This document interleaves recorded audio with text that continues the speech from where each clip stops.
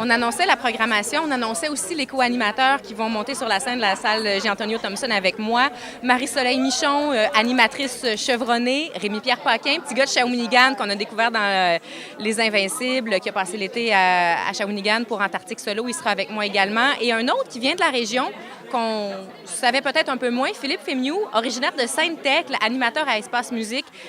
Les trois vont venir m'épauler sur la salle Thompson. On a aussi annoncé les artistes qui vont venir ouvrir les cœurs des gens.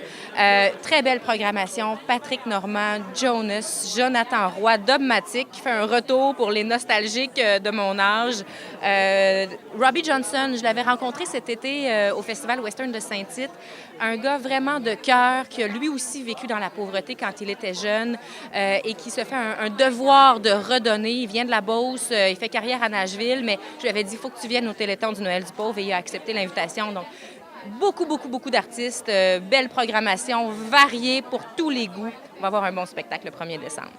Et je crois que vous avez rencontré des familles qui vont pouvoir bénéficier des dons. Qu'est-ce qu'on peut dire sur ces rencontres-là? Des rencontres souvent très marquantes. L'an dernier, je l'avais fait. Cette année, je tenais à le refaire aussi. Donc, c'est les témoignages qu'on présente pendant le Téléthon du Noël du Pauvre, des gens qui, souvent, ont déjà eu l'aide du Noël du Pauvre. Certains n'en auront pas cette année, d'autres vont en avoir encore besoin. Et c'est toujours très touchant de voir à quel point se retrouver dans une situation de pauvreté, ça peut arriver à n'importe qui. On ne sait jamais qu'est-ce que la vie nous réserve. La maladie d'un enfant, la perte d'un emploi, on arrive à la fin de l'assurance chômage.